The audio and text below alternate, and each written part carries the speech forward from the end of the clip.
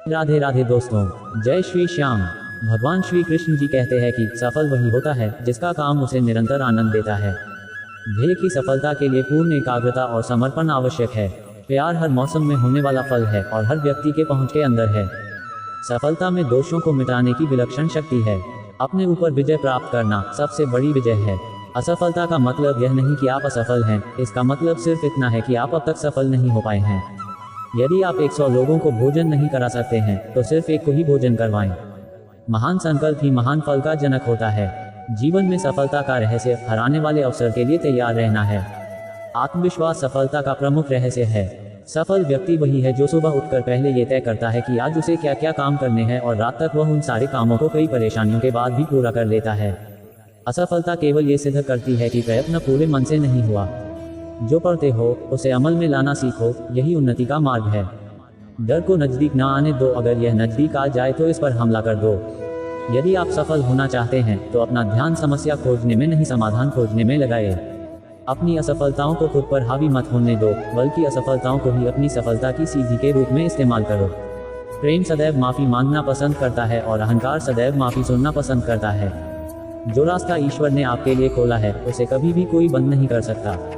मनुष्य का जीवन केवल उसके कर्मों पर चलता है। जैसा कर्म होता है वैसा उसका जीवन होता है। आलसी मनुष्य का वर्तमान और भविष्य नहीं होता। एक बार माफ करके अच्छे बन जाओ, परंतु दोबारा उसी इंसान पर भरोसा करके बेवकूफ़ कभी न बनो। मन की गतिविधियों, होश, श्वास और भावनाओं के माध्यम से भगवान की शक्ति सदा तुम्हारे साथ है। सफल लोग दूसरों की मदद के लिए हमेशा अवसर तलाशते रहता है और वही असफल लोग कहते हैं इससे भला मेरा क्या फ़ायदा। जीवन में आधे दुख इस वजह से आते हैं क्योंकि हमने उनसे आशाएं रखी जिनसे हमें नहीं रखनी चाहिए थी। मैं ही इस सृष्टि की रचना करता हूँ, मैं ही इसका पालन पोषण करता हूँ और मैं ही इस सृष्टि का विनाश करता हूँ। भगवान मूर्तियों में नहीं बसता, बल्कि आपकी अनुभूति ही आपका ईश्वर है और आत्मा आपका मंदिर।